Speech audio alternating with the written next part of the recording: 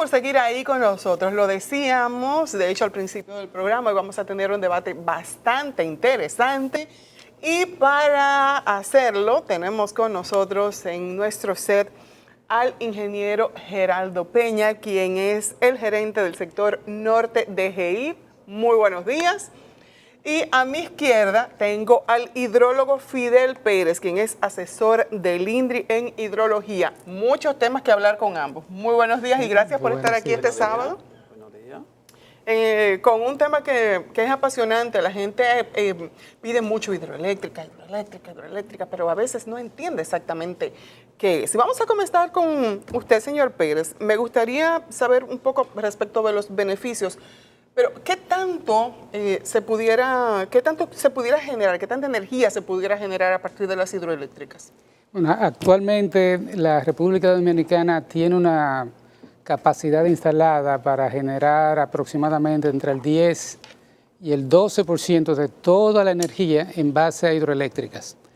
Idealmente, debiéramos aumentar ese porcentaje a 16, 18 y ojalá fuera el 20%, porque las hidroeléctricas, aunque cuestan hacer las presas, es una energía muy económica, es una energía renovable, no contaminante, y como no somos un país que produce petróleo, nos gustaría extender ese horizonte, aunque es muy difícil. Hay otros países que son más bendecidos en términos de disponibilidad de agua, digamos Austria, produce el 96% de toda su energía en base hidroeléctrica, le sale por centavos la energía, pero nosotros no tenemos esa condición, entonces debemos preservar nuestros recursos para tratar de conservarlos y entonces mejorar esa capacidad de producción de energía. Pero ¿por qué no, don Fidel? Porque uno tiene la sensación de que nuestro país es rico en agua, en cauces hidráulicos que pueden permitir, o cauces hídricos que pudieran permitir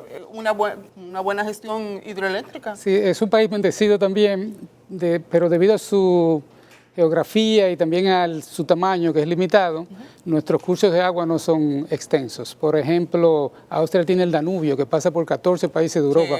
Sí. El caudal promedio en una de esas estaciones de producción son 1.400 metros cúbicos por segundo, que hasta con 1 metro de diferencia de altura producen una cantidad de energía enorme, mientras que nosotros tenemos ríos con 10 metros cúbicos, 20 metros cúbicos, la diferencia es muy grande.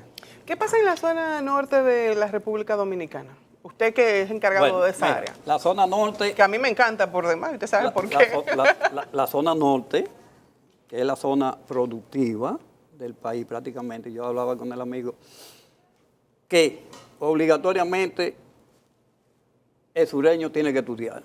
El cibaeño se ha dedicado a cultivar la tierra, pero es precisamente porque las lluvias son bondadosas en la zona. Con ello tiende a incrementar la generación de energía en términos de producción energética. Para nadie es un secreto que en el norte, el lugar donde más llueve, se acumula más agua en los embalses y tenemos gran aporte de generación a la economía nacional. ¿Cuántas hidroeléctricas tenemos en la zona norte del país? En la zona norte, en la actualidad, tenemos, en la que me corresponde a mí, tenemos 6 centrales hidroeléctricas.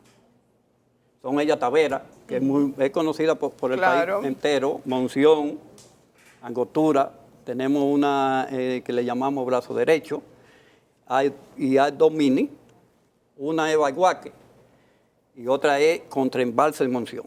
Contraembalse y Angostura. Contraembalse porque debajo de ella, de la que Monción la Grande, como le llamamos, existe otra planta. Okay. O sea, aprovechamos ese espacio y producimos energía.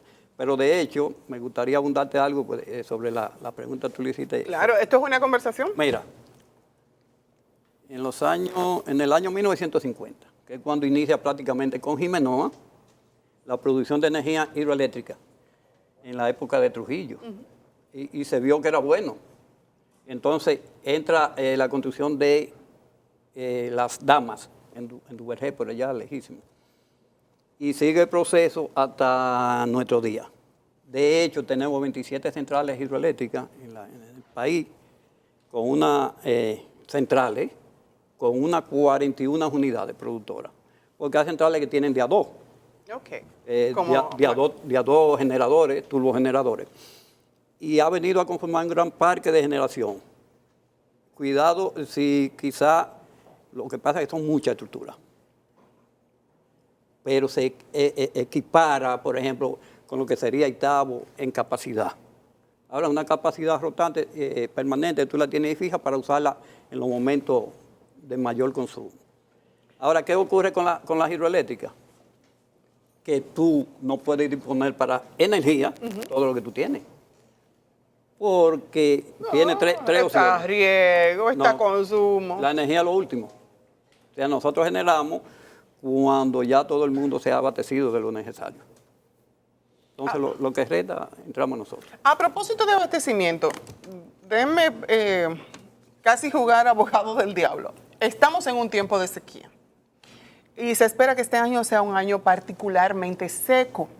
Me gustaría saber cómo se puede gestionar una presa, porque estamos a expensas de las condiciones del tiempo. ¿Cómo gestionar una presa previendo esta situación? Sí, hay un embalse o una presa, como usted dice, tiene diferentes usuarios por sectores. Está el sector hidroeléctrico, está el sector riego que acaba de mencionar, está el sector de agua potable que también hay que tomar en cuenta. Y entonces hay un comité de operación de presas que se pone de acuerdo semana tras semana cómo se va a gestionar esa agua que tienen en el embalse disponible. Ante un pronóstico tan difícil como el que aparentemente nos espera en los próximos meses, tienen que empezar a racionar el agua. Y la prioridad número 1 debe ser para agua potable, el consumo humano. Debe preservarse eso sobre todos los demás usos. Pero tenemos un problema. La obra de toma en las presas está en el mayor nivel porque necesita bajar por gravedad hasta donde están las ciudades, los centros de población.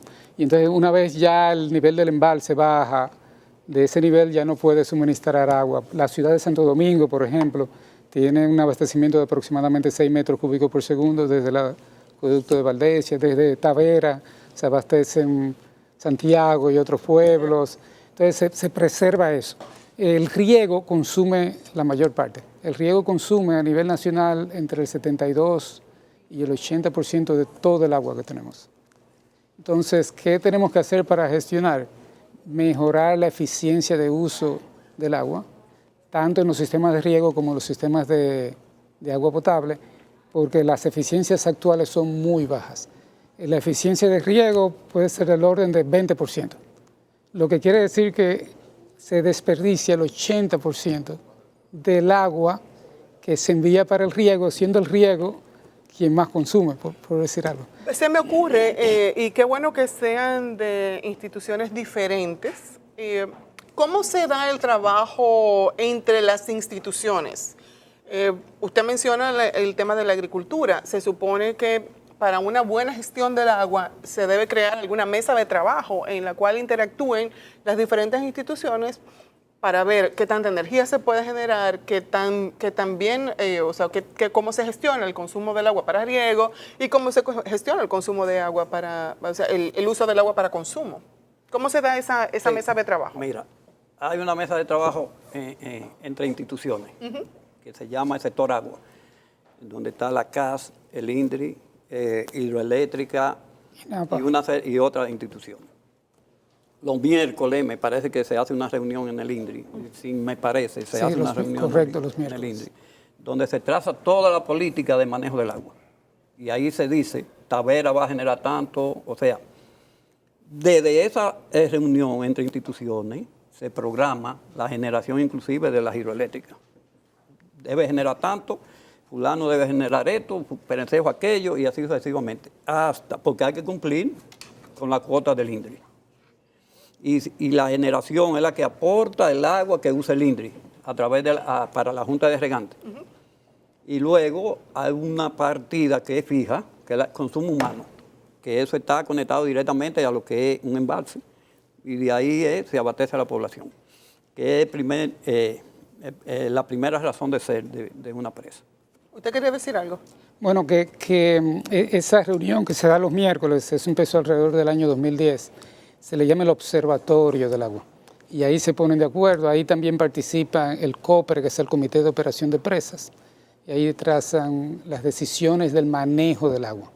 Pero trazan decisiones ya basadas en lo que tienen en ese momento. Se requiere además que otros sectores colaboren con la población para concientizar sobre el uso del agua, porque tenemos probablemente desperdicios. De hecho, en la red de agua potable también tenemos la misma situación. 50% del agua se pierde en la red. Y yo recuerdo que más o menos para esa fecha, y creo que a partir de ahí fue que se comenzó a dar esta mesa de agua. Se generaron varias mesas, unas 10 mesas, en unas conversaciones que tenía que motivó el Banco Mundial.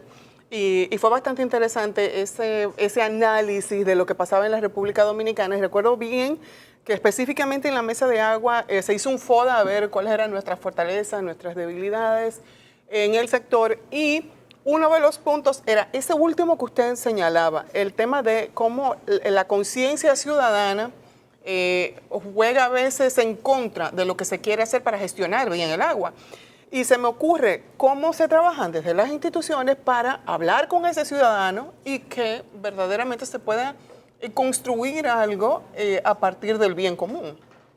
¿Cómo lo hacen ustedes? Bueno, y luego quisiera que usted me dijera, tenemos dos opciones. Medidas que son estructurales. Vamos a aumentar la capacidad de almacenamiento, vamos a construir más presas, pero eso requiere mucho dinero. Seguimos con el mismo problema. Se requerirían para hacer solamente las presas que están en carpeta 3.800 millones de dólares. Solamente para las presas que están en carpeta.